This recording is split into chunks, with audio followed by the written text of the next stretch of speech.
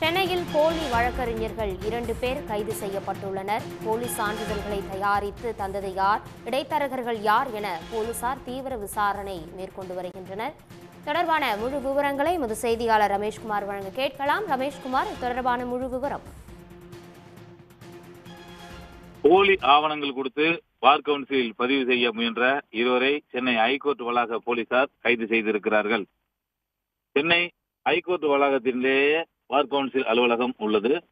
இந்த அலுவலகத்தில் அதாவது சேலத்தை சேர்ந்த கிருஷ்ணமூர்த்தி, அதே போல மதுரை திருமங்கலத்தை சேர்ந்த கவிதா ஆகியோர் உத்தரப்பிரதேசத்தில் கடந்த 2013ஆம் ஆண்டு முதல் 18ஆம் ஆண்டு வரை 5 ஆண்டுகள் சட்டப்படிப்பு படித்தது போல போலி ஆவணங்களை கொடுத்து வழக்கறிஞராக பதிவு செய்வதற்கான ஆவணங்களையும் கொடுத்திருக்கிறார்கள்.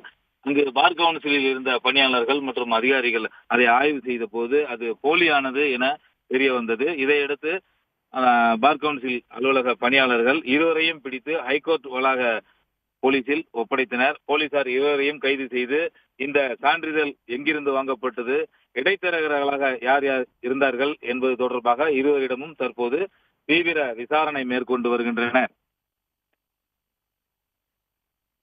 உங்கள் விரிவான தகவல்களுக்கு நன்றி செந்தில். உடனுக்குடன் செய்திகளை தெரிந்து கொள்ள சன் நியூஸ் பெல் ஐகானை கிளிக் பண்ணுங்க.